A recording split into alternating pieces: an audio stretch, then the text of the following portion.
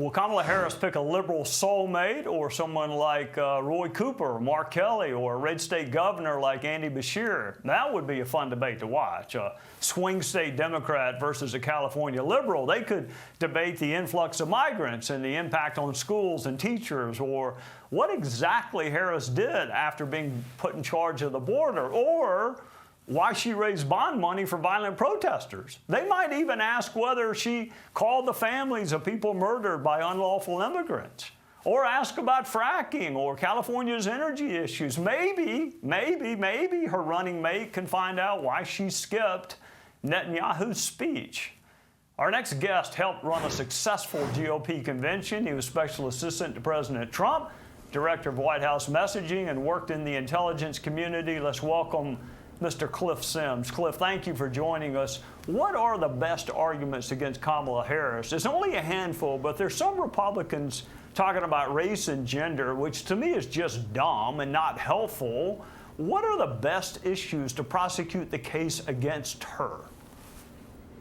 Well, she's a genuine radical. I mean, I think that's the main issue. There was Dave McCormick in Pennsylvania ran a recent ad that I think really sums up the best possible way to take her on. And it's basically just her in her own words, saying things like, let's ban fracking. Let's end offshore drilling. I think energy workers, American energy workers, should have to transition to another line of work.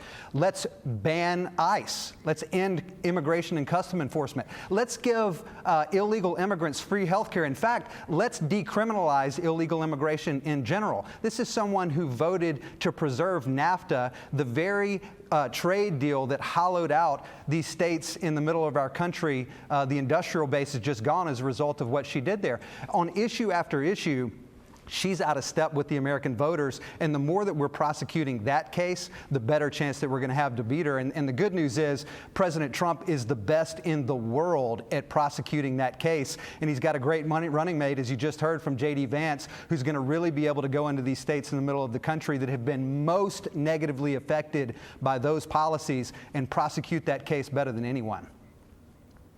You know, Cliff, you and I both used the word prosecute. The media loves to tell us that Kamala Harris was a prosecutor, but I could have sworn she bonded out violent protesters. I think she's got more people out of jail than she put in jail. That would also be something I ran on.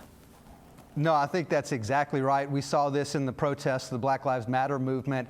Consistently from that to the border to everything, she is consistently on the side of criminals, not on the side of law and order. And if you're talking to suburban moms around this country, if you're talking to people in inner cities around this country, they want law and order. They want safe streets, safe communities, safe schools. Donald Trump is going to deliver that, and consistently, Kamala Harris has not done that throughout her career. All right, you've already implied the answer, but I will ask the question expressly. Trump picked Vance before Biden dropped out. Would Donald Trump have made the same choice had he known it was Kamala Harris across the ballot in the debate stage as opposed to Joe Biden? Well, I think there's no question, because the fundamentals of this race don't change no matter who's at the top of the ticket, but especially when it comes to Kamala Harris, because every single failure of the Biden administration, she owns it too. She was Joe Biden's sidekick the whole way, and when it comes to the border, she was his point person on that issue. So I don't think anything would have changed, because J.D. Vance is the ideal person to go into the states that are going to decide this election: Michigan, Wisconsin, Pennsylvania, these Rust Belt states who don't see him as a politician, who don't see him as someone just reciting talking points. They see one of their own on stage prosecuting the case on those issues. And so I think no matter what, J.D. Vance is the perfect choice, because what Donald Trump needs ultimately is a fighter alongside him, somebody who can go out on TV, can get out on the stump in these states around the country and prosecute this case. And for the past 2 years, I don't think there has been a better surrogate for Donald Trump and his message than J.D. Vance. So I think no matter who is at the top of the ticket, the Democrats have a problem because of what they've done to this country. And no matter who is on the top of the ticket, you could not create in a lab a better vice presidential candidate than J.D. Vance for Donald Trump specifically.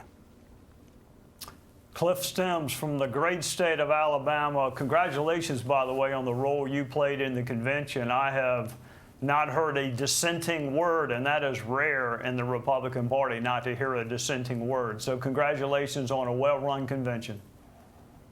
Thank you. It's easy when you got Donald Trump at the top of the ticket and a great story to tell.